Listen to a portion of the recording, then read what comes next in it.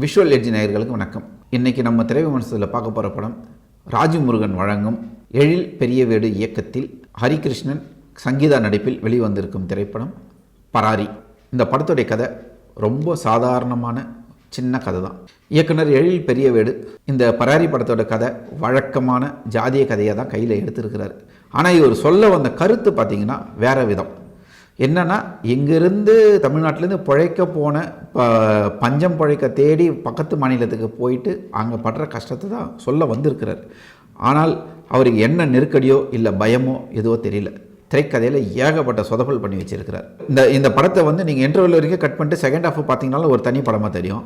Second half cut பண்ணிவிட்டு முதல் half மட்டும் பார்த்தீங்கன்னா தனி படமாக தான் தெரியும். எதுக்கு இந்த மாதிரி ஒரு 2 விஷயங்களை அப்படி காட்டியிருக்கிறாருன்னு தெரியல. இவருடைய கதையோட மைய கருத்து என்ன?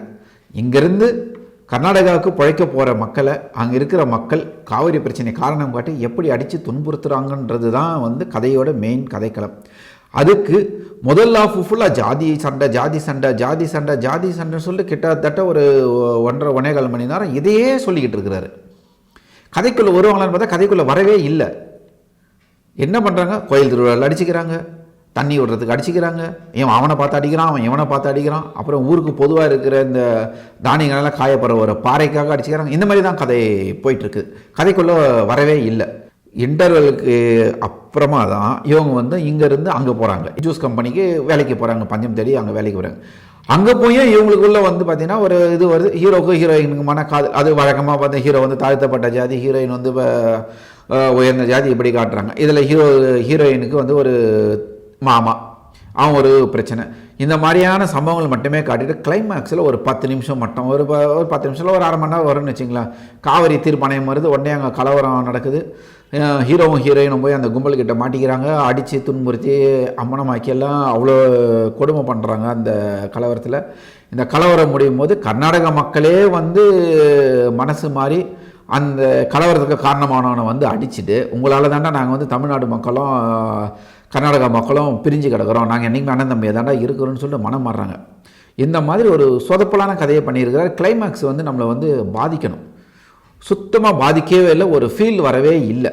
ஒரே ஒரு விஷயம் இதில் மனசில் எது நம்மளுக்கு ஒரு இது பண்ணுதுன்னா, அதில் ஒரு கர்நாடகாவில் கலவரம் பண்ணுறோன்னா ஒரு ஆள் வருவான், ஒரு பையன் ஒருத்தன் வரான், அவன் தான் இவங்களை அடித்து துன்புறுத்துறான்.